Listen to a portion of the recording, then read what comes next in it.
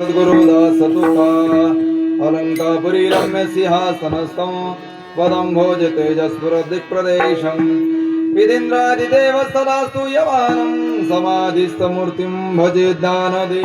ओम नमो ज्ञानेश्वराय ओम नमो ज्ञानेश्वराय ओम नमो ज्ञानेश्वराय ओम नमो ज्ञानेश्वराय करुणा करा दयाला करुणा करा दयाला करुणा करा दयाला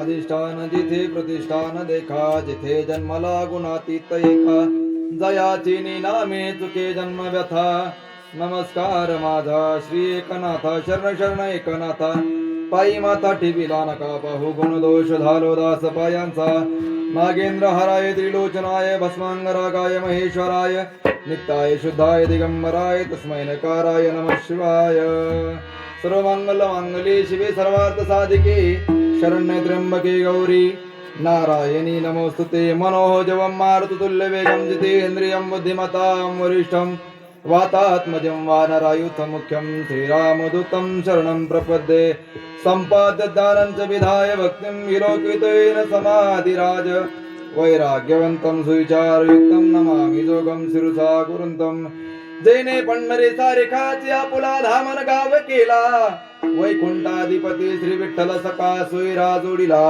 जो का भक्त विरक्त भूतळवटी विख्यात हा बोधला त्या श्री संत मानकोजी चरणी साष्टांग मी घातिला मस्तक माझे पायावरी मस्तक माझे पायावरी माझे पायावरी वार करे संताच्या वार करे संताच्या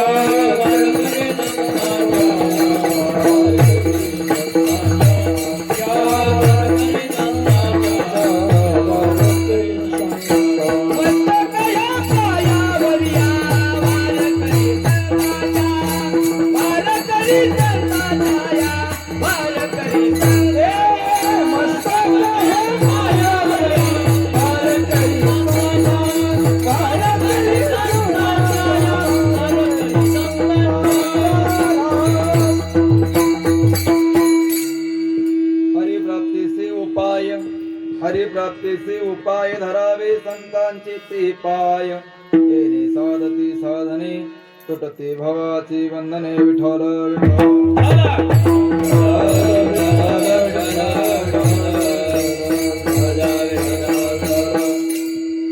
प्रस्तुत प्राप्त प्रसंगी कीर्तन रूपी सेवे करता जो घेतलेला अभंग आहे पैठण निवासी जे ज्ञानोबारायांच्या नंतरचे अवतार आणि तुकोबारायांच्या अगोदरचे अवतार असे असणारे शांती ब्रह्म संत आणि श्रीमंत संत म्हणजे ज्यांची श्रीमंती ग्रंथाने श्रीमंत आहे आणि पैशाने देखील कसे आहेत ना बाबा श्रीमंत आहेत असा दोन्हीचा मेळ जमणारे संत म्हणजे शांती ब्रह्म एकनाथ महाराज आणि एकनाथ महाराजांचा भगवान परमात्म्याच्या प्राप्तीचा साधा सरळ आणि सोपा उपाय सांगणारा अभंग सेवेकरता घेतला आहे विठ्ठल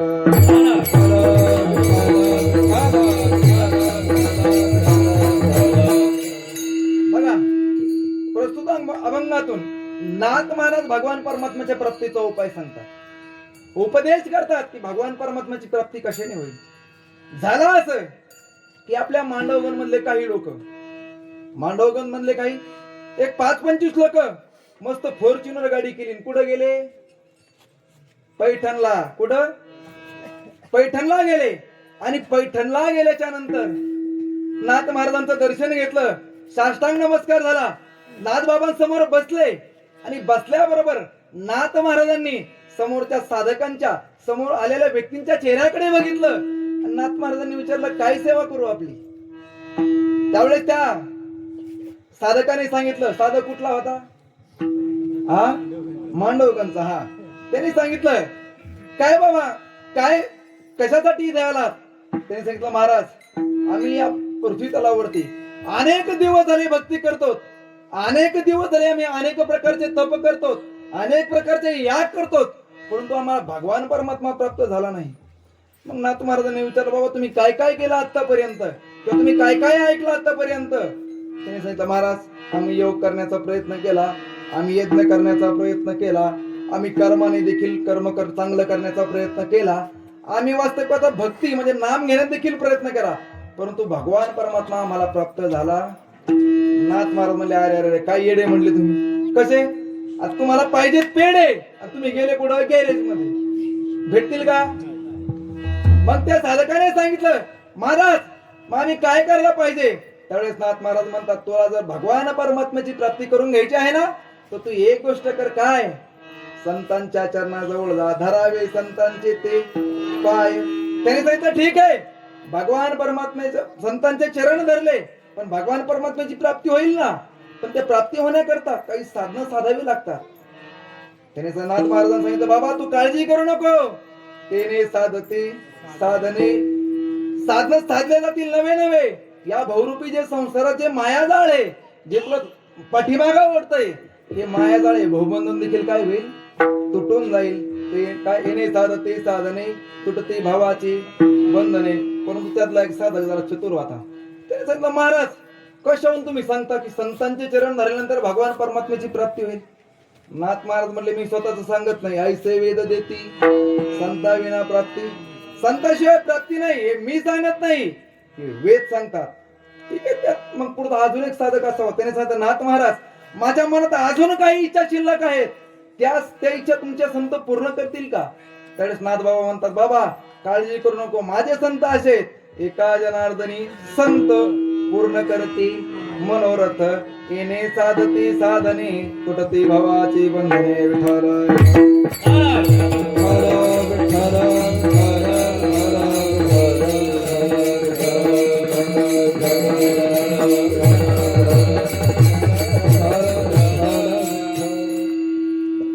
प्रस्तुत सेवेला प्रारंभ करण्यापूर्वी थोडासा परिहार द्यायचा, म्हणजे तो असा की सालाबाद प्रमाणे याही वर्षी म्हणजे वर्ष 7वे आपल्या खेतमाळी स्मळ्यामध्ये मळगंगा मातेचा मंदिराचा जीर्णोद्धार चालू आहे. आणि या जीर्णोद्धारानिमित्त आज आमचे गुरुवर्य संतोषजी महाराज खेतमाळीस त्यांनी डायरेक्ट तरी अचानक फोन केला. माझं कीर्तन झालं बसलो होतो, तेवढ्यात मला फोन आला, महाराज तुमचा फोटो पाठवा. म्हणलं काय करायचं? ते काय नाही, सकाळी सांगतो म्हणे. सकाळी डायरेक्ट पत्रिका झाली. अशी अचानकपणे त्यांच्या आज्ञेने ही मिळालेली सेवा. आणि सेवेकरता उपस्थित महाराष्ट्रातील सर्वच गुणीजन मंडळी, आपल्याच गावचं वैभव योगीजी महाराज असतील, त्यानंतर आपल्या काही अंतरावरती कोळगाव नावाचं गाव आहे, तिथले आपले अनिल महाराज आहेत. त्याचप्रमाणे ते मागच्या वर्षी ज्ञानेश्वरी पारायण करता होते, आणि याही वर्षी म्हणजे जिथं महाराज ज्ञानेश्वरीचं, खरं ज्ञानोबरायांचं एवढं मोठं पारायण करतायत आणि वाचनासाठी स्पेशल इथे येत आहेत, भाग्यवान आहेत महाराज. बाबा देखील या ठिकाणी उपस्थित आहेत, सर्वच आहेत, तात्या आहेत. त्यानंतर आमचे पेटी मास्तर, त्यांच्याही चरणावरती नतमस्तक होतो. त्याप्रमाणे ज्यांची मृदंगावर थाप आहे, म्हणजे जे आमच्या वोटात आहे ते त्यांच्या बोटात आहे, असे किरण महाराज गाडेकर हे देखील या ठिकाणी, आणि ज्यांच्या मुखातून आपण संत चरित्र श्रवण करत आहोत, ज्ञानोबरायांचं गोड चरित्र सांगतायत महाराज, त्याचा देखील आपण लाभ घेतला पाहिजे. का अतिशय सुंदर महाराज ज्ञानोबरा चरित्र करतायत, त्यांच्याही चरणावरती नतमस्तक होतो. त्याचप्रमाणे आमचे अमोलदाजी, अमोल महाराज या ठिकाणी उपस्थित आहेत. ज्यांचं काल्याचं कीर्तन आहे, कारण काल्याचं कीर्तन साधारण पुरुषाचं ठेवत, कारण काल्याचं कीर्तन करण्याकरता अधिकार असावा लागतो आणि याचा अधिकार संपन्न व्यक्ती आज माझ्या काल्याच्या कीर्तनाकरता उपस्थित आहेत.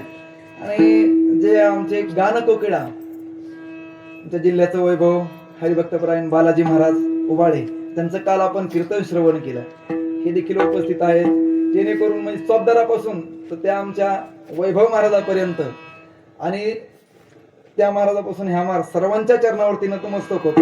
तुमच्याही चरणावरती परत तुम्ही उद्या म्हणताल महाराज सगळ्यांच्या आभार, आम्ही काय, आम्ही जर नसलो तू कीर्तन सांगशील बनला, तर तुमच्याही चरणावरती नतमस्तक होतो आणि मी माझ्या सेवेला सुरुवात करतो. विठ्ठल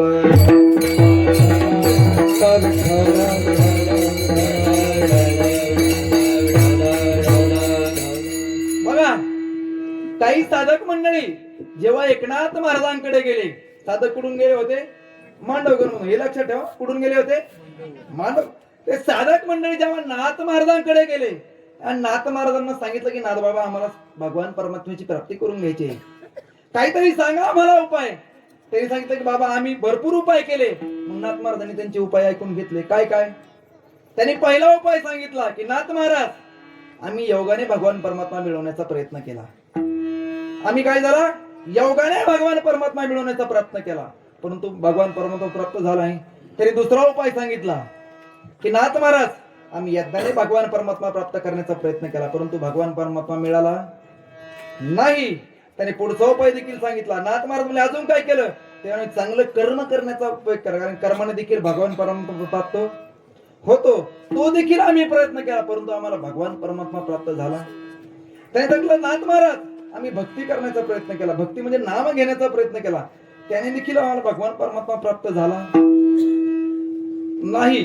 मग नाथ महाराज म्हणले बाबांनो तुम्ही जे साधन निवडले हे साध्य योग्य निवडले, परंतु सध्या या काळामध्ये ते करणं अशक्य आहे. या काळामध्ये ते करणं, या कलियुगामध्ये भगवान परमात्म्याला प्राप्त करण्याकरता काय पाहिजे? तर हे जे साधनं आहेत हे साधनं अशक्य आहेत.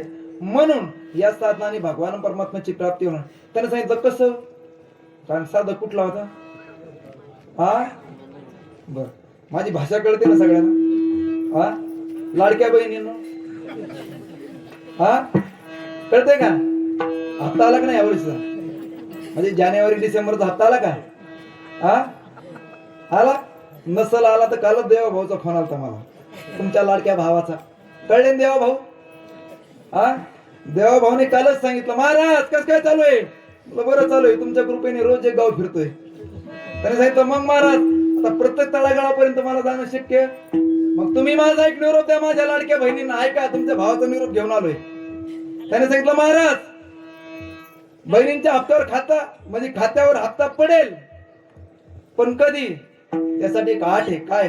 ज्या ज्या बहिणी कीर्तन झाल्यावर 200 रुपये पायर ठेवून पाय पडतील त्यांचाच हप्ता.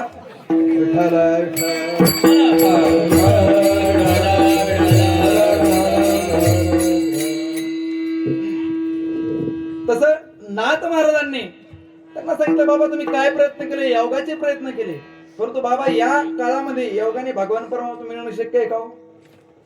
नाही महाराज, योगाने भगवान परमात्मा मिळणं शक्य नाही. कारण की योग करण्याकरता एक तर विशिष्ट प्रकारची जागा लागते, विशिष्ट प्रकारचं ठिकाण लागतं, आणि दुसरी गोष्ट योग करण्याकरता माणसाला आयुष्य तेवढं लागतं. काय लागतं? ते योगाचे 8 अंग आहेत बघा. यम नियमासन प्राण प्रत्याहार ध्यान धारणा आणि समाधी, असे 8 प्रकारचे अंग आहेत. आणि एक अंग सिद्ध करण्याकरता जवळपास 12 वर्ष जातात. किती वर्ष जातात? 12 वर्ष लागतात. मग बाबा 12 किती? आपल्याला आयुष्य तेवढं आहे का? हा महाराज हा योग जाऊ द्या, हा म्हणजे जो योग ज्या योगाने भगवान परमात्म्याची प्राप्ती करायची तो योग जाऊ द्या. मी म्हणतो साधारण रामदेव बाबाचा योग जरी करायचा म्हणलं तो शक्य आहे का? नाही ना महाराज, कारण रामदेव बाबाचा योग करून सुद्धा सध्या योगाचार्य म्हणून रामदेव बाबांना बघतो ना आपण. आणि महाराज योगाने जर भगवान परमात्म्याची प्राप्ती झाली असती तर रामदेव बाबा टूथपेस्ट विकत फिरला नसता महाराज. तसं रामदेव बाबाचं योग करणं सुद्धा शक्य नाही. एका बाजाराने सांगितलं बाबा आता लई ढेरी सुटली म्हणे आपल्याला बसू बसू, मग करायचं काय? काय नाही म्हणे, आपण आता ढेरी आपल्याला कमी झाली पाहिजे म्हणे, आपलं पोट कमी झालं पाहिजे. मग त्यांनी सांगितलं काय नाही, आता सकाळ सकाळ रोज संस्कार टीव्हीला रामदेव बाबाचं काय असतं, शिबिर चालू असतं, आणि ते पाहायचं म्हणे आपण लाईव्ह. आणि ते बघत असताना आपण काय करायचं, तसं करायचं. हा सकाळी उठला, सकाळी उठल्याबरोबर पहिले स्नान वगैरे केलं. स्नान करून याने काय केलं, पहिले 2 प्लेट पोहे, 2 केळी, एक ग्लास दुधाचा, एवढं सगळं खाल्लं. आणि रामदेव बाबा शिबिर ऐकायला बसला.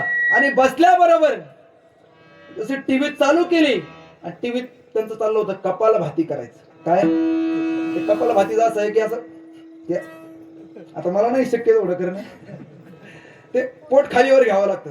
महाराज रामदेव बाबांनी त्या कपालभातीचे नियम सगळे अगोदर सांगितले होते, पण याने टीव्ही चालू करण्याच्या अगोदर सगळे नियम झाले होते. महाराजांनी कप मस्त टीव्ही चालू केला, आणि टीव्ही चालू केल्याबरोबर जसे रामदेव बाबा करायला लागले तसे करायला लागला. बघता काय गेला ना महाराज, विठ्ठल विठ्ठल.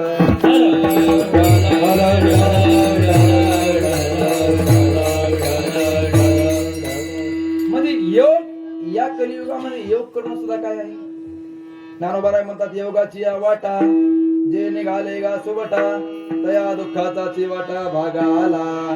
किंवा या कलियुगामध्ये योग करणं शक्य नाही. कारण योगा करता आयुष्य तेवढं लागतं. कारण ज्ञानोबा एका ठिकाणी म्हणतात ना, शतगणिले ते अर्ध. म्हणजे आपलं काय होतं, आपल्याला 100 वर्षाचं आयुष्य आहे, आणि 100 वर्षाचं आयुष्य योग करण्याकरता पुरेपूर नाही.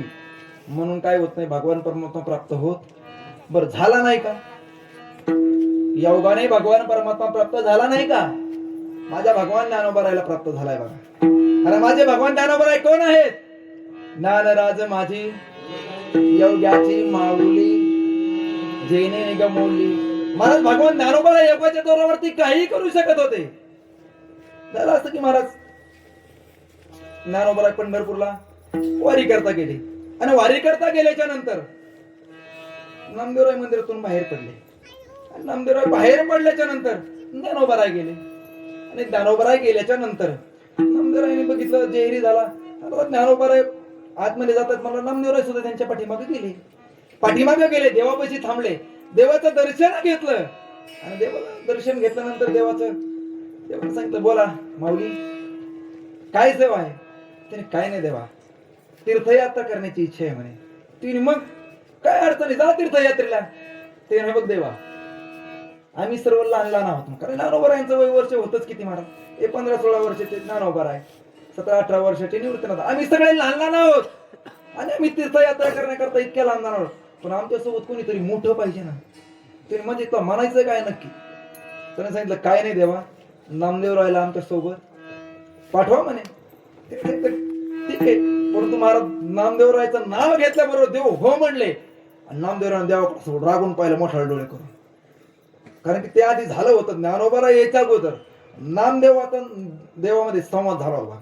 काय संवाद झाला होता की नामदेवरायने सांगितलं, देवा हे बघ, तुझ्या चरणापासून कधी मला दूर करू नको, आणि मी तुझ्या चरणापासून कधी दूर जाणार. आणि जरी प्रसंग आला तर तू मला दूर जाऊ देऊ नको. मला रोजचं तुझं दर्शन पाहिजे, तू मला कधी दूर जाऊ देऊ नको.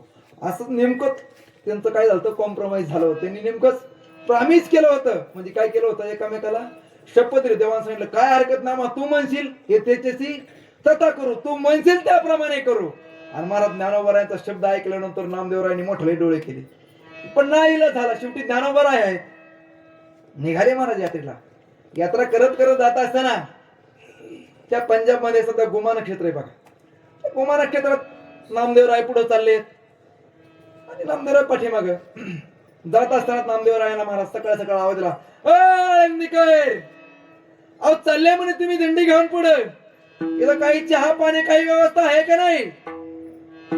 त्यावेळेस ज्ञानोबा म्हणले थोडं पुढे चला म्हणे, इथं एखादं विहीर बघू आणि त्या ठिकाणी पाणी पिऊ. झालं असं पुढे गेले. आणि पुढे गेल्याच्या नंतर महाराज तिथे एक विहीर दिसली. आणि त्या विहिरीत पाहिल्यानंतर महाराज त्या विहिरीत डोकावून पाहिलं. आणि डोकावून पाहिल्याच्या बरोबर त्यांना पाणी कुठं दिसलं, थेट तळाला. तळाला का गळाला, ते भागाभागाचे मग काही भागात गळाला म्हणतात, काही भागात तळाला म्हणतात. म्हणून विचारलं कुठं दिसलं, तळाला दिसलं. आणि तळाला दिसल्यानंतर महाराज ज्ञानोबाराने सांगितले, यापुरे आपण करा सोडवण. ज्ञानोबाराने आपलं मस्त पक्षाचं रूप धारण केलं सूक्ष्म रूपाने, विहिरीत गेले, पाणी पिले न वर आले महाराज. ज्ञानोबराय कोण आहेत? योगी आहेत. ज्ञानोबरायला योगाने भगवान परमात्मा प्राप्त झालाय. पुढे नामदेवरायांनी आपल्या भक्तीच्या जोरावरती वर आणलं. तो भागवत पण मला हे सांगायचं की ज्ञानोबराय योगाच्या जोरावरती काही होता येतं. योगाच्या जोरावरती तुझा भगवान परमात्मा प्राप्त कोणाला झाला होता? माझ्या भगवान ज्ञानोबरायला योगाच्या जोराने प्राप्त झाला. म्हणून नाथ महाराजांना माहित होतं की ज्ञानोबराय प्राप्त करू शकतात, परंतु तुम्ही आम्ही प्राप्त करू शकत हा? तुम्ही आम्हाला योगाने प्राप्त होणार नाही. म्हणून नाथ महाराजांनी पहिली साधना बाजूला सारली, योग नावाची. कुठली? योग नावाची साधना बाजूला सारली. आपण दुसरी साधना सांगितली कुठली? हा, कुठली? यज्ञ नावाची साधना सांगितली होती. कुठली? यज्ञ नावाची साधना आपण सांगितली होती. मला आता यज्ञाच्या बाबतीत सांगितलं जातं की यज्ञ करण्याकरता विशिष्ट जागा लागते, विशिष्ट स्थान लागतं, विशिष्ट प्रकारचा यजमान लागतो आणि विशिष्ट प्रकारचा ब्राह्मण लागतो म्हणा.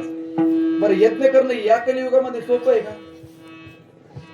बघा बाबा, या कलियुगामध्ये जर यज्ञ करायचा असेल तर यज्ञाकरता विशिष्ट प्रकारची जागा लागते आणि सगळ्यात महत्वाचं ब्राह्मण लागतो. बरं, तो ब्राह्मण साधा असून चालत नाही. तो ब्राह्मण दशग्रंथी लागतो. मध्ये त्याचे 4 वेद आणि 6 शास्त्र मुखोद्गत आहेत, ज्याच्या पाठ आहेत. म्हणजे जो न पाहता 4 वेद आणि 6 शास्त्र म्हणतो असा ब्राह्मण लागतो. मी म्हणतो ठीक आहे, तुम्हाला ब्राह्मण भेटेल, परंतु तो यज्ञामध्ये टाकण्याकरता काही समिधा लागतात. काय लागतात? काही काष्टा लागतात, काही विशिष्ट प्रकारचे कार्य लागतात. परंतु त्यामध्ये अजून एक महत्वाची गोष्ट आहे बघा. ते यज्ञामध्ये त्या यज्ञाला यज्ञ देवतेला संतुष्ट करण्याकरता, त्या यज्ञ देवतेला संतुष्ट करण्याकरता त्यामध्ये अजून एक गोष्ट होता लागते. त्याचं नाव आहे तूप. कारण सध्या तूप म्हणलं तरी लोक म्हणतात चुप, बरोबर ना? कारण की तूप नावाची साधना त्यामध्ये. बरं, ते तूप साधं सुद्धा टाकून चालत. असं म्हणतात की त्या हत्तीच्या सोंडे एवढी धार, हत्तीची सोंड किती जाड असते तेवढी धार 7 दिवस सतत ते यज्ञामध्ये सोडावी लागते. बाबा, आपल्याकडे तूप कसं किलो आहे? शुद्ध गावरान गाईचं, देशी गाईचं तूप. मी जर्शीचं म्हणत नाही, जर्शी ही गाय नाही. काय ते जर्शी एक मशीन आहे महाराज. जेवढं पाणी पाजा तेवढं दूध. बरं, तिला काय कळत? तुम्ही कुत्र्याचं पिलो पाजलं काय किंवा वाघावर सोडलं काय, तिला काय कळत? शुद्ध गावरान गाईचं तूप कसं किलो बाबा आपल्याकडे? बोला बोला, बोलत चला. विठ्ठल विठ्ठल.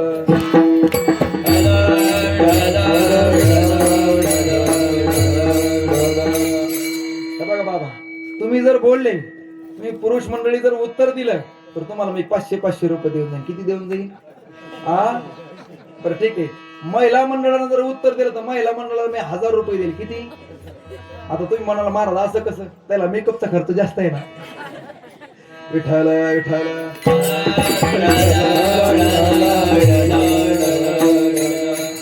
तुम्हाला 500 देईल, त्यांना 1000 देईल, परंतु त्याकरता एक अट आहे. काय? ज्यावेळेस सप्ताह कमिटी मला 1,11,000 रुपये भरतील तेव्हा. विठ्ठल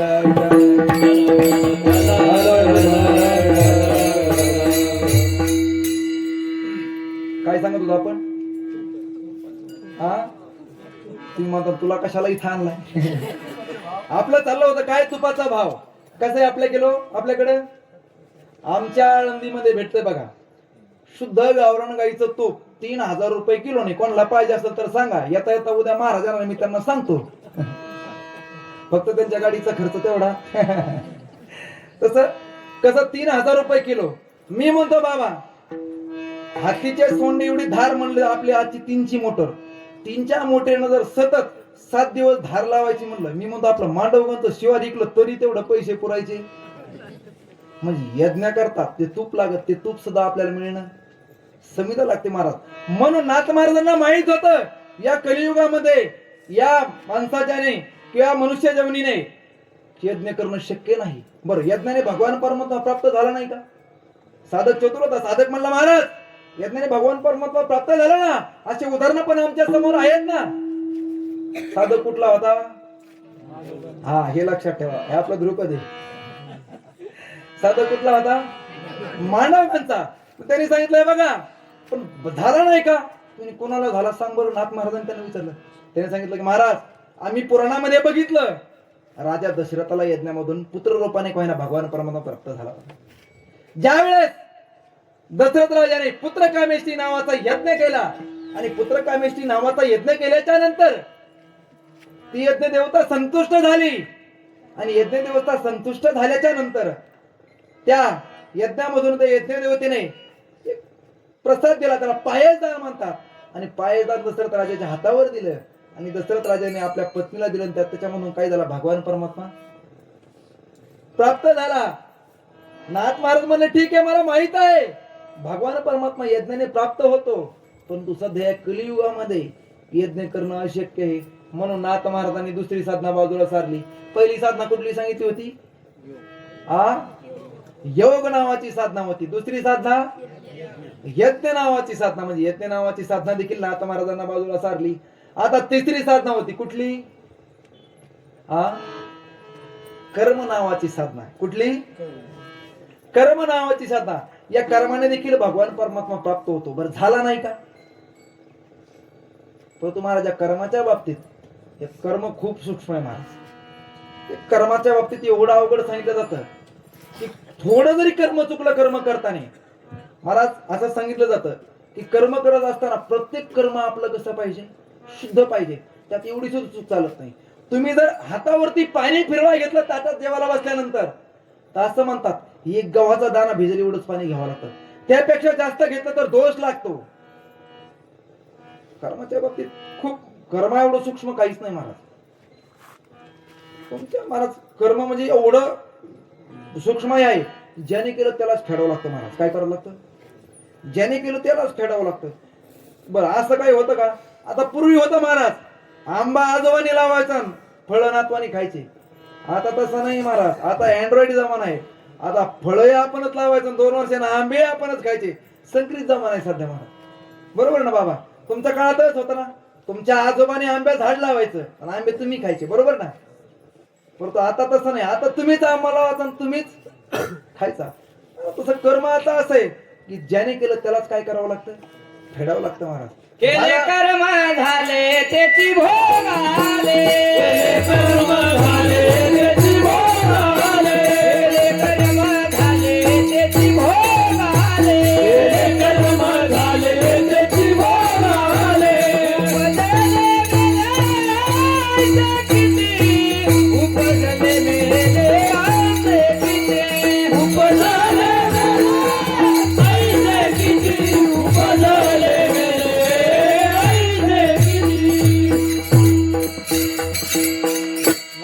म्हणतात केले कर्म झाले त्याचे भोग आले. जे कर्म तुम्ही कराल ते तुम्हाला काय करावं लागतं? ते झालं असं. एक आजोबा एक आजी एका गावात राहत होते. राहत असताना गावात सुंदर असा सप्ताह चालू झाला आणि सप्ताह चालू झाल्यानंतर त्या आजीने सांगितलं अहो कीर्तनावरून घरी आले आणि आजी अहो आज कीर्तनाचा आपल्या सप्ताहाचा दुसरा दिवस आहे. एवढे सुंदर सुंदर महाराज मंडळी आळंदीहून बोलवलेत. आपल्या मुलीच्या कानावरती देखील काय झाले पाहिजे? ते कीर्तन पडले पाहिजेत. तिला देखील काहीतरी थोडंफार जे पदरात पडलं पाहिजे. तुम्ही एक काम करा ना, आपल्या मुलीला जाऊन घेऊन या. त्याने सांगितलं काय हरकत नाही. महाराज सकाळ झाली आणि पाठे पाठे महाराज 10:30 वाजता. बरोबर ना? पाठ 10:30 होती ना? पाठे पाठे 4 वाजता त्या आजीने आवाज दिला हो. कारण मी पूर्वीच्या आज्या नवऱ्याला आवाज आव करायच्या. मी आता तर सांगत हे आता तर लय अवघड आहे महाराज. ते कारण की आता सध्या खेडेगावात तरी बरं आहे महाराज. खेडेगावात तरी सध्या परिस्थिती बरी आहे. आमच्या शहरात तर लय अवघड आहे महाराज. शहरात नवऱ्याला डायरेक्ट नावानं धाका मारतात. माझा एक पुरुषोत्तम नावाचा मित्र आहे. काय पुरुषोत्तम? मला तर कीर्तनाला जायचं. त्याला म्हणलं बघ कार तुझी गाडी घेऊन जायची. ते म्हणजे महाराज घरीच आहे मी आज. महाराज सकाळ सकाळी गेलो त्याच्याकडे. तो गाडी पोचत होता. आम्ही पार्किंग मध्ये गप्पा मारता मारतो गाडी आमच्या गप्पा चालू होत्या. तेवढ्यात त्याच्या बायकोनं आवाज दिला ए रे पुरू. म्हणलं वहिनी पुरा पण गाळे इतकंच पुरा जास्त पुरू. म्हणजे महाराज शहरात परिस्थिती फार बिकट आहे महाराज. अजून तरी खेडेगावात बायांच्या डोक्यावर पदर आहेत महाराज. राहू द्या घेऊ नका. म्हणजे पदर म्हणलं त्यांच्या डोक्यावर हात विठ्ठल विठ्ठल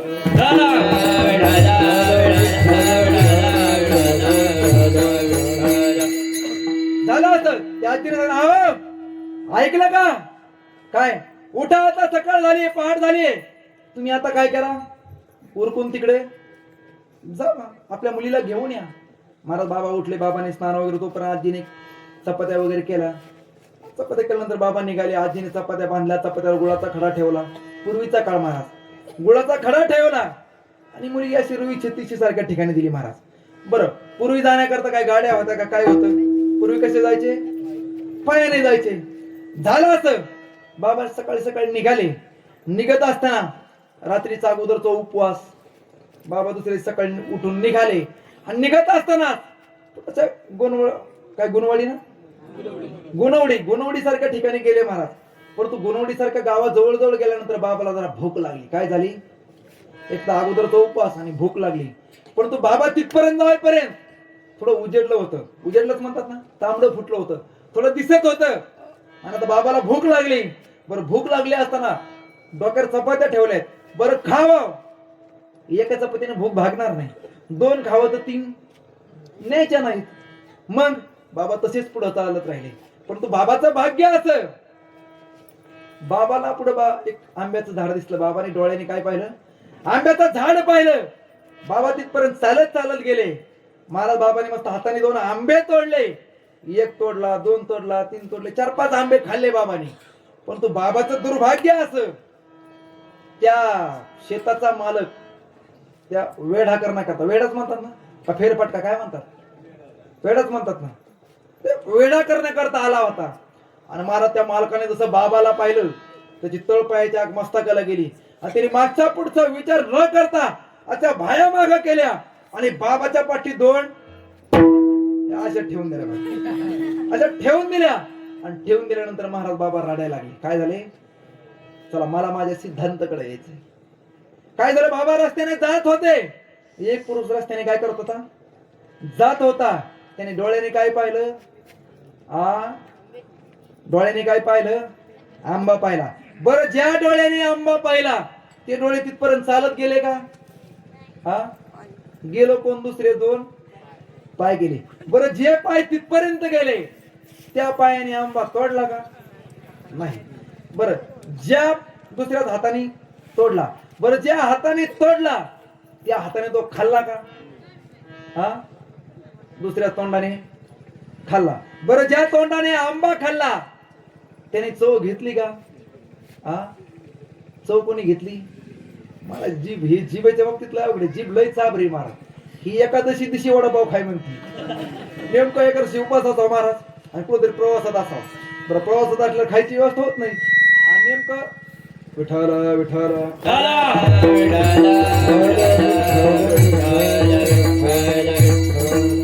नेमकं एखाद्या हॉटेल समोरून जावा महाराज वडापावचा वाशावा असं वाटतं आता काय एखादं झाली. म्हणजे महाराज जीभ लय चाबरी, खरंच जीभ चाबरी महाराज. जिभेच खरं सांग का, मांडवगणमध्ये चांगलं घर असून नगरला राहायला चल म्हणती कोण? मी जिभेचं सांगतो बरं का. म्हणजे जीभ लय चाबरी महाराज. या जिभेने आंबे चव कोणी घेतली? जिभेने घेतली. बरं, ज्या जिभेने चव घेतली तिचं पोट भरलं का? दुसरंच पोट भरलं महाराज. बरं, जे पोट भरलं त्या पोटाने मार खाल्ला का? मार कोणी खाल्ला? बरं, पाठीने खाल्ला. बरं, ज्या पाठीने मार खाल्ला ती पाठ रडली का? कोण रडलं? म्हणजे कर्म कोणी केलं होतं? डोळ्याने. म्हणजे ज्याने केलं त्यालाच काय करावं लागतं? फेडावं लागतं. महाराज तुम्ही काही करा, हे पूर्वी होतं, आजोबाने करायचं आणि नातवाने फेडायचं. आता जमाना तसा नाही महाराज. आमच्या लोणावळा साईडला पाठीमाग हॉटेल झालं बघा. या पाहुणं जेवून जा, बिल तुमचे नातवंड देतील. काय आलं हॉटेलचं नाव? माझं हॉटेलचे नाव लय भारी भारी. त्या शिक्रापूर मध्ये एक हॉटेल आहे, दुसरी बायको. ते आमच्या आळंदीमध्ये देव फाटेल एक हॉटेल आलं मध्ये महाराज. वहिनीच्या हातचे पोहे. कोणाच्या हातचे? ते वहिनीच्या हातचे पोहे. महाराज आम्ही एक दिवस गेलो, म्हणलं तर कोण वहिनी बघा आपण. कोण्या वहिनी नव्हतं, दुसराच बाबा होता पोहे करायला महाराज. हॉटेलचं नाव महाराज, त्या हॉटेलचं नाव काय होतं? या पाहुणं जेवून जा, बिल तुमचे नातवंड. महाराज बोर्ड पाहिल्यावर महाराज गाडी घेऊन आळंदीत आलो. आळंदीत आल्यानंतर मस्त मित्र सांगले, चला रे तुम्हाला जेवू घालतो महाराज. त्यांनी सांगितलं, "हा, आज महाराज चक्क तुम्ही जेवू घालतो." म्हणलं चला. महाराज जेवू घालायला निघालो. बरं, ज्या गाडीत 4 जण बसतात त्या गाडीत मी 6 जण बसलो महाराज. 6 जण बसलो, मस्त जेवायला गेलो. मग जेवायला गेल्यावर काय महाराज, आता मी पार्टी देणार किंवा मी जेवण देणार आहे म्हटल्यानंतर हे बाकीच्यांनी काय, मग महाराजांनी एक एक सगळ्यात ज्या महागड्या भाज्या आहे, मशरूम, काजू करी वगैरे अशा मस्त महागड्या महागड्या भाज्या घेतल्या महाराज. वरतून सिझलर ब्राउनी सारखी आईस्क्रीम पण खाल्ली महाराज. अशा मस्त सगळ्यांनी इथेच जेवण झालं. सगळे निघाले. मागून महाराज मी निघालो. निघाल्यानंतर त्या हॉटेलवरती असे चोपदारासारखे 2 चोपदार होते बघा. त्याने त्या काठ्या लावल्या समोर, महाराज कुठे? त्याने सांगितलं काय नाही, बाहेर चाललो म्हणे. आणि ते बिल, ते म्हणे बिल माझ्या नातवंड देणार आहे. ते म्हणे, हा आम्ही तुमचं बिल घेतच नाही म्हणे. मग तुमचा आजा जेवून गेलता त्याचं बिल घेतो म्हणे.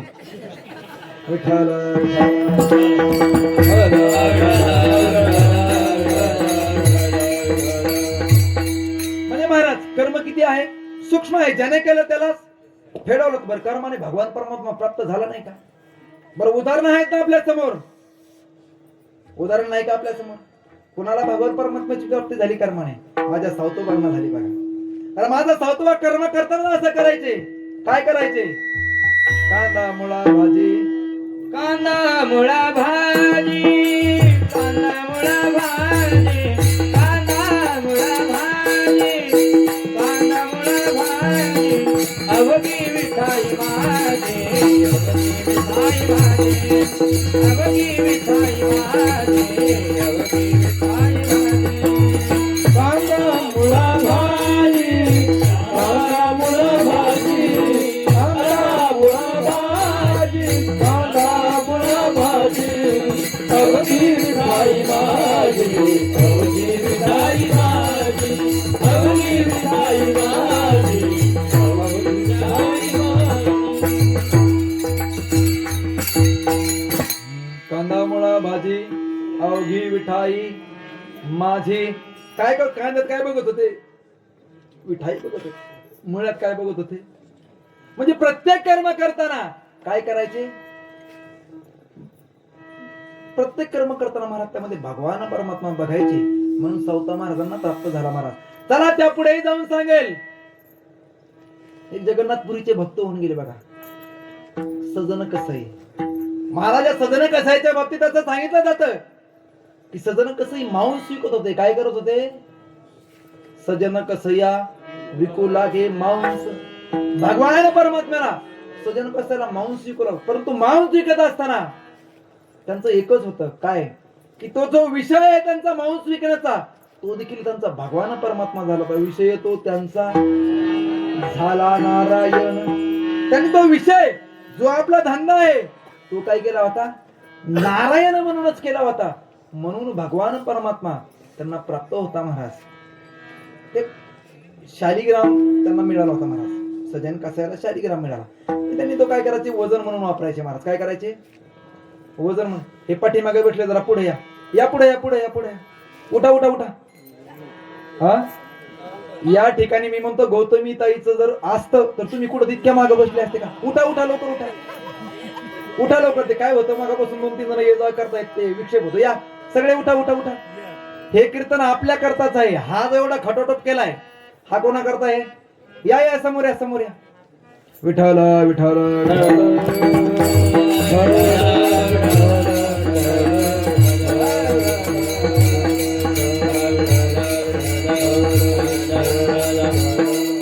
काय होतं ते थोडं जरी इकडे तिकडे झालं की विक्षेप होतो.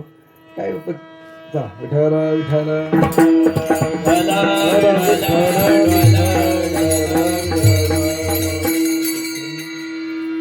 काय चाललं आपलं?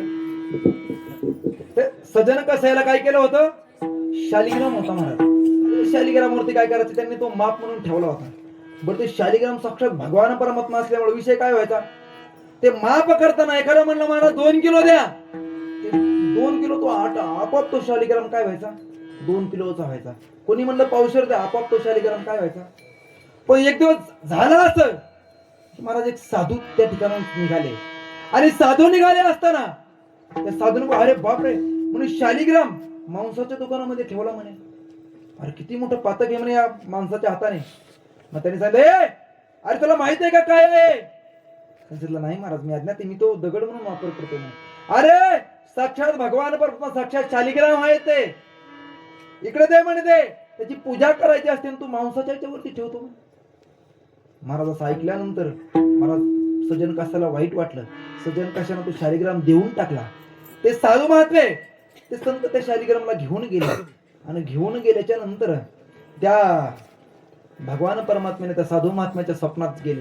अरे उठ, मला इथं का आणलंस? म्हणजे महाराज भगवंत आपण तिथं त्या मांसाच्या तो एवढा घाणीत पडला होता, एवढ्या घाणीत तुम्ही पडले होते म्हणून तिथं तुम्हाला व्यवस्था नव्हती तुमची, म्हणून मी तुम्हाला इकडे घेऊन आलो महाराज. पण महाराज भगवान परमात्मा कधी व्यवस्था बघत नाही, तुमची अवस्था कशी आहे बघतो महाराज. भगवान परमात्मा कधीच बघत नाही तुम्ही गंध लावलाय का, तुम्ही आंघोळ केली का, किंवा तुम्ही काय केलंय महाराज, कधी बघत. त्यांनी सांगितलंय बघ तू आत्ताची आत्ता मला सजन कसा पैसे नसलं, परंतु महाराज सजन कसायला जेव्हा ही चूक कळाली तेव्हा तो पण सजन कसायने महाराज मांस शिकणंच बंद केली. माझ्या हातून खूप मोठा अपराध झालाय, मी भगवंताला पापारड्यात मांडत होतो म्हणून महाराज सजन कसायने मांस शिकणं.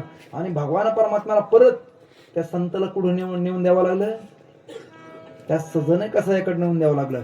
म्हणजे कर्म काय करत होते, मांस विकण्याचं कर्म करत होते महाराज. पण कर्म करून देखील मांस विकण्याचं कर्म करून देखील काय होत होतं, भगवान परमात्मा त्यांना प्राप्त होता. म्हणून नाथ महाराजांना माहित होतं तुमचे आमचे कर्म चांगले नाहीत महाराज. खरं नाही बाबा, कर्म चांगले आहेत का आपले? हा कर्म चांगले महाराज. आपण रस्त्याने जात असताना आपण एखाद्या गाडीला एखाद्याने आपला कड जरी मारला तरी आपण त्याला शिवी द्यायशिवर हा, किंवा एखादा गाडीवाला बाजूला जरी नाही सरकला तरी आपल्याला राग येतो महाराज. येतो का नाही? आपले कर्म लय चांगले आहेत का महाराज? आपण दुसऱ्याचा बांध नाही ठेवला महाराज, बरोबर ना? शेजाऱ्याने जर बंगला बांधला तर आपल्या पोटात दुख आहे. मग इथल्या नाही बाहेरचं सांगतो मी, आमच्या गावाकडचं तुमचं नाही, तुम्ही सगळे सज्जन आहात. म्हणजे माणसाचं कर्म देखील चांगलं नाही या कलियुगामध्ये. म्हणून नाथ महाराजांना माहित होतं या कलियुगामध्ये कर्माने भगवान परमात्मा मिळवणं अशक्य आहे. म्हणून नाथ महाराजांनी कर्म नावाची साधना देखील बाजूला सारली. मग त्या साधकाने विचारलं, महाराज तुम्ही योग बाजूला सारला, तुम्ही यज्ञ बाजूला सारला, तुम्ही कर्म बाजूला सारला, परंतु नाम म्हणजे भक्ती, भक्ती का बाजूला सारली हो? वास्तविक पाहता एका ठिकाणी संतच म्हणतात कलियुगा माझी करावे कीर्तन तेने नारायण, बरोबर ना? एका ठिकाणी महाराज म्हणतात की तुम्हाला जर कलियुगामध्ये प्राप्ती करून घ्यायची असेल तर तुम्ही काय केलं पाहिजे, नाम घेतलं पाहिजे. परंतु महाराज नामाने तुम्ही आम्हाला भगवान परमात्मा प्राप्त होतो का? नाही होणार महाराज, कारण की आपण नाव स्वार्थापोटी घेतो महाराज. कशापोटी घेतो? स्वार्थापोटी घेतो महाराज. ज्या वेळेस आपल्याला एखादा साप दिसेल पायाखाली तेव्हा आपण राम कधी म्हणतो, हा साप पायाखाली आल्यानंतर. म्हणजे आपलं भजन सुद्धा कशासाठी? स्वार्थासाठी महाराज. झालं असं की एका गावात आपल्या शेतात पाणी देण्याकरता गेला. पाणी देण्याकरता बारे म्हणतात का दारे म्हणतात तुमच्याकडे? आता भागात प्रथा वेगळी. आता आमच्या मराठवाड्यात दारे म्हणतात, म्हणजे आमच्या मराठवाड्यात तसं मेलेलं म्हणतात. तुमच्याकडे हा जीव गेला होते का?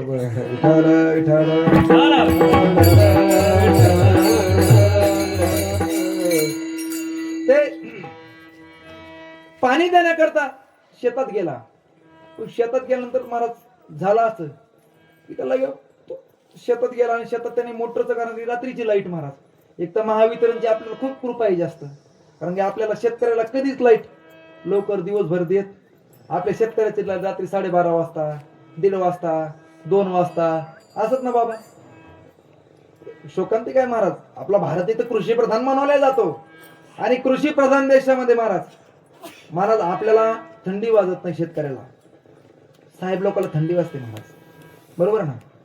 आपल्याला बिबट्याची भीती नाही, साहेब लोकांना बिबट्याची भीती महाराज. त्यांना फिरण्याकरता गाडी असते, बरोबर ना? हा आपल्याला सापाची भीती नाही महाराज. त्यांना काय सगळ्या गोष्टी त्यांना. पण महाराज शेतकऱ्यासाठी महाराज खरंच भारताची शोकांतिक आहे. कृषी प्रधान मानवला जाणारा देश, या देशामध्ये शेतकऱ्याला किंमत कमी महाराज. परंतु एक दिवस असा नक्की येईल की ज्या दिवशी या कोणालाच किंमत नसेल आणि शेतकऱ्याला किंमत असेल महाराज. कारण तुम्ही पिकवलंच नाही तर खाणार काय महाराज? हा, माबा तुम्ही किती जरी श्रीमंत झाले तुम्ही पैसे खाऊन पोट नाही भरू शकत. तुम्ही मोबाईल बघितला, लाख रुपयाचा मोबाईल घ्या, तो मोबाईल नाही पोट नाही भरू शकत. तुम्ही कसं जरी केलं महाराज, तुम्ही किती जरी श्रीमंत झाले तर तुम्हाला खायला लागणार. म्हणून महाराज तसंच शेतकऱ्याला लाईट कधी रात्री शेतात गेला, 12 वाजता लाईट येणार होती, 11:30ला शेतात गेला, लाईट आली, याने मोटरचं बटन दाबलं, पाणी लावलं आणि पाणी लावल्याबरोबर त्याच्या व्हॉट्सअपवर मेसेज आला, टिंग टॉंग. त्याने मेसेज उघडून बघितला आणि मेसेज उघडून बघितल्या बरोबर ग्रामपंचायतच्या ग्रुपला मेसेज आला होता की आपल्या गावातील सगळ्यात भानकुदळ म्हातारी मेली आहे आणि त्या म्हातारीला काहीतरी आजार असल्यामुळं अवघ्या 15 मिनिटांमध्ये त्या म्हातारीची मयत करायची. काय मयत? म्हातारीची अंत्यविधी उरकायचा आहे असं सांगितलं.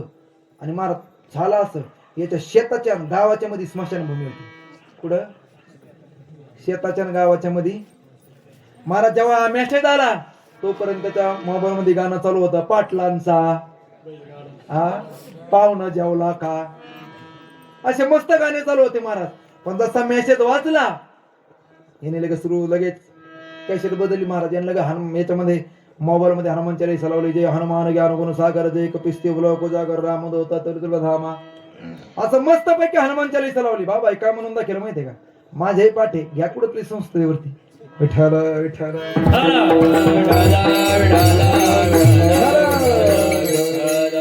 त्याने हनुमान चालीसा लावली. हनुमान चालीसा संपली, हा पाणी देऊन झालं, गावाकडे निघाला. पण गावाकडे निघत असताना महाराजांनी चालू केलं, राम कृष्ण हरी राम कृष्ण हरी राम कृष्ण हरी. थोडा पुढे नदी जवळ आला, मग त्यातला हरी गेला, मग राहिला राम कृष्ण राम कृष्ण. त्या स्मशानभूमी जवळ आला, कृष्णही गेला, मग राम राम राम. आणि जसा स्मशानभूमी जवळ राम राम राम राम राम राम राम राम राम राम राम राम राम. आणि जसा गावात विशीत पाय ठेवला, मला राम तुझं काय काम. आणि लगेच महाराज त्यांनी मोबाईल मध्ये कॅसेट बदलली, जावा नवीन पोपट. महाराज गाणी लय विचित्र निघाले सध्या महाराज. खरंच एक कधी गाणे ऐकले ना, आता ते नवीन मध्ये आता रीलचं सध्या लय फॅड निघालंय महाराज. महाराज 50-50 65 वर्षाच्या म्हाताऱ्या नसतात महाराज सध्या शहरात. हे रीलचं फॅड खरंच खूप वेळ आहे महाराज. या मोबाईलने सध्या खरंच वेळ लावलाय. मोबाईल जेवढा चांगला आहे तेवढा वाईट देखील आहे महाराज. खूप म्हणजे आता सध्या ते काय आलंय, बाई लोणे काय ते गाणं आलंय महाराज, काय ते महाराज अक्षरशः गाणे देखील ऐका वाटत नाही महाराज. तसं गाणं लावलं महाराज त्याने. परत महाराज ते भक्ती केली का नाही, नाम घेतलं का नाही? हा घेतलं ना महाराज, पण किती वेळा पुरतं? हा म्हणजे आपल्याला स्वार्थ, आपण काय करतो स्वार्थापोटी नाव. म्हणून नाथ महाराजांना माहित होतं आपण स्वार्थापोटी नाव घेणार आहोत, म्हणून नाथ महाराजांनी नाम नावाची. बरं, त्या साधकाने प्रश्न विचारला की नामाने भगवान परमात्मा प्राप्त झाला नाही का? झाला ना महाराज. अनेक उदाहरणं पाहायला भेटतात. काल आपण ज्यांचं कीर्तन ऐकलं बालाजी महाराजांनी, कालच रामायणातील उदाहरण दिलं आपल्याला. वल्ल्याकोळ्याला महाराज भगवान परमात्मा कशाने प्राप्त झाला? नामाने प्राप्त झाला. त्या आजामेळ्याच्या बाबतीत देखील सांगितलं जातं बघा. त्या भागवत कथेमध्ये वर्णन आलंय की आजामेळ नावाचा एक ब्राह्मण होता, दशग्रंथी ब्राह्मण, त्रिकाळ संध्या करणारा ब्राह्मण. संध्या करण्याकरता नदीवरती निघाला स्नानाकरता. आणि नदीवरती निघाल्यानंतर महाराज वाईट दृष्टी काम डोळ्याला पडलं महाराज. काय झालं? वाईट दृश्य डोळ्यासमोर दिसलं. आणि महाराज जे लवकर माणसाला चांगलं कधी रुचत नाही बघा. वाईट एखादी गोष्ट असेल, मला सगळं माणसाला चांगलं सांगावं लागतं, वाईट सांगावं लागत. हा कीर्तनासाठी सत्य ठेवावं लागतात महाराज. तंबाखू खाण्याकरता कधी शिबिर एखादं, हा दारू पिण्याकरता एखादं शिबिर, हा माणसाला चांगलं करण्याकरता काय करावं लागतं? सांगावं लागतं, चांगलं शिकवावं लागतं. पण तो वाईट करण्याचं शिकवू नाही लागत महाराज. तसं त्याने वाईट दृश्य बघितलं आणि महाराज स्नानाला गेला, नदीत बुडी मारली आणि भगवान परमात्म्याची आठवण करणार, पण भगवान परमात्मा चित्तात येत नाही महाराज. ते चित्र डोळ्यासमोर दिसायला लागलं.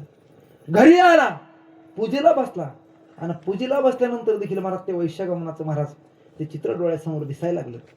भगवान परमात्मा ही म्हणत आहे ना, शेवटी घरातून निघाला आणि वैश्याच्या घरी गेला. नुसता वैश्याच्या घरी नाही गेला, तिथेच राहायला गेला. आणि त्या वैश्याच्या एवढ्या नाद लागला, नको ते खायला लागला, नको ते प्यायला लागला महाराज, नको ते करायला लागला. झाला असं एक दिवस त्याला काही त्या वैश्यापासून काही मुलं झाले. आणि महाराज एक मुलगा गर्भवती अवस्थेत असतानाच ती वैश्या ती पत्नी गर्भवती अवस्थेत असतानाच त्या ठिकाणाहून काही साधू महात्मे गेले. आणि साधू महात्म्याने गावाच्या कडेला घर दिसतंय, कारण की पूर्वीचे साधू महात्मे गावाच्या कडेला थांबायचे. गावात थांबत, हा पहिले संत गावात थांबत, कुठेतरी गावाच्या कडेला कुठेतरी मुक्काम करायचे, एखाद्या मंदिरात कुठेतरी गाव. त्याने सांगितलं का आता गावाच्या कडेला घर दिसतंय, आपण या ठिकाणी मुक्काम करू आणि सकाळी निघू. त्या ठिकाणी थांबले महाराज. परंतु महाराज त्या ठिकाणी थांबल्यानंतर अजामिळ का घरी नव्हता. थांबले, रात्रभर मुक्काम केला. मला सकाळी अजामिळ परत येणार. परंतु तेवढ्यामध्ये झालं असं की त्या स्त्रीने सांगितलं, महाराज तुम्ही संत आहात, माझ्या घरी थांबलेत, तुम्ही एक काम करा, आज माझ्या घरी जेवल्याशिवाय जायचं नाही. सांगितलं काय हरकत नाही, जेवण करू म्हणे आम्ही. महाराज जेवायला बसले, हाताटावर बसले आणि तेवढ्या मनात आजामिळाची एंट्री झाली महाराज. तिथे आजामिळ तिकडून आला आणि महाराज आजामिळाचे तळपाय जाग मस्त करा. अरे ज्याचा कंटाळा त्याचाच वानोळा. एकतर मला साधूंचं माझं जमत नाही, हे साधू लोक घरी आलेले आवडत नाही, आणि ही तर माझ्या घरी जेवत आहेत. महाराज त्यांनी शिवाय द्यायला सुरुवात केली. परंतु महाराज बायको आहे, बायको हो शांत बसा, मी जेवायला महाराज थांबला. महाराज अजामिळ त्या ठिकाणी शांत बसला, जेवून दिलं. पण जेवण झाल्यानंतर महाराज त्या संन्याशात अशी प्रथा आहे की संन्यासी जर आपल्या घरी जेवायला आला तर त्याच्या हातावरती आपल्याला पाणी वाचावं लागतं, दक्षिणा ठेवावं लागते. महाराज काय करावं लागते, दक्षिणा ठेवावी लागते. महाराज त्यांनी सांगितलं, बघ माझ्या हातावरती दक्षिणा ठेवल्याशिवाय पाणी वाचल्याशिवाय मी काही दोन उठणार. त्याने सांगितलं, महाराज मी अजून काही केलं नाही, हे आभार माना देवाचे, नाहीतर मी खूप मित्र मनुष्य. म्हणजे मला एक तर तुम्ही चालत नाही घरात आले, त्यात तुम्ही आलेत आणि त्यात तुम्ही दक्षिणा मागताय, तुम्हाला दक्षिणा काय मिळणार नाही, उठा इथून. त्याने साधून सांगितलं, बघ बाबा नाही जायची दक्षिणा देऊ नको, पण एक काम कर, एक गोष्ट दक्षिणा मध्ये काय काय नाही म्हणे, तुझ्या जो आता होणारा जी तुझी पत्नी गर्भावस्थेत आहे, जो होणारा मुलगा आहे त्या मुलाचं नाव काय कर, नारायण ठेव. काय कर, नारायण नाव ठेव. आणि महाराज त्या मुलाचं नाव नारायण ठेवण्यात आलं. आणि नारायण नाव ठेवल्यानंतर महाराज साधू निघून गेले. तो मुलगा झाला नारायण नाव. आणि अंतकाळाच्या वेळेला महाराज त्या अजामिळाला, कारण की जो सर्वात लहान मुलगा असतो तो आपल्या काय असतो, लाडका असतो, प्रिय असतो, शेंडफळ, आपण शेंडफळ म्हणतो ना, बरोबर ना, सगळ्यांचा लाडका असतो. महाराज मग त्यांनी सुरुवात केली म्हणायला, अरे अंतकाळ जवळ आला, अरे माझ्या नारायणाला कोणीतरी बोलवा रे, माझ्या नारायणाला कोणीतरी, माझ्या नारायणाला कोणीतरी. आणि महाराज नारायण नारायण म्हणता म्हणता त्याच्याकडनं भगवान परमात्म्याच्या नावाचा उच्चार झाला.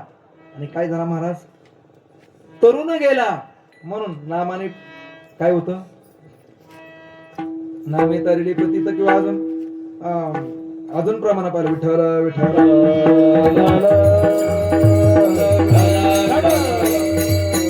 म्हणजे नामाने भगवान परमात्म्याची प्राप्ती होत नाही का, होते. पण कलियुगामध्ये महाराज तुम्ही आम्ही नाव स्वतःपुटी घेतो, हे नाथ महाराजांना माहित होतं.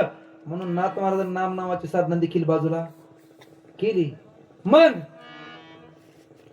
मग त्यानंतर त्या साधकाने विचारलं, नाथ महाराज ठीक आहे, तुम्ही यज्ञ बाजूला केला, तुम्ही योग बाजूला केला, यज्ञ बाजूला केला, कर्म देखील बाजूला केलं, नाम देखील बाजूला केलं.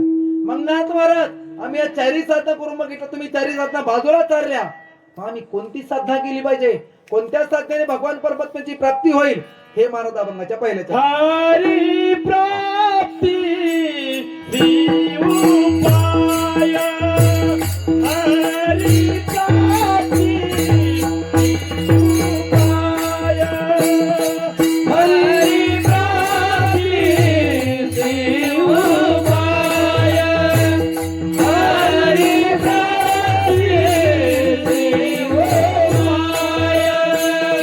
हरी प्राप्ती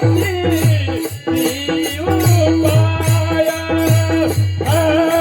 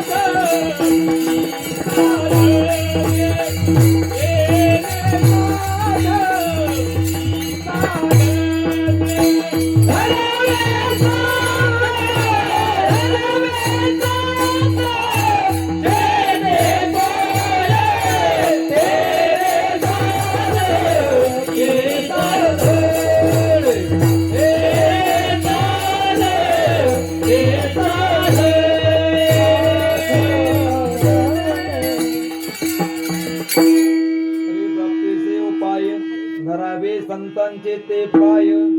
माझी वेळ संपलेली आहे, परंतु काय थोडं उशिरा माझं एक दोन तीन गोष्टी सांगतो की कोणाला प्राप्ती झाली आणि पाय का सांगितले, एक दोन गोष्टी सांगतो. पण तत्पूर्वी सर्वांनी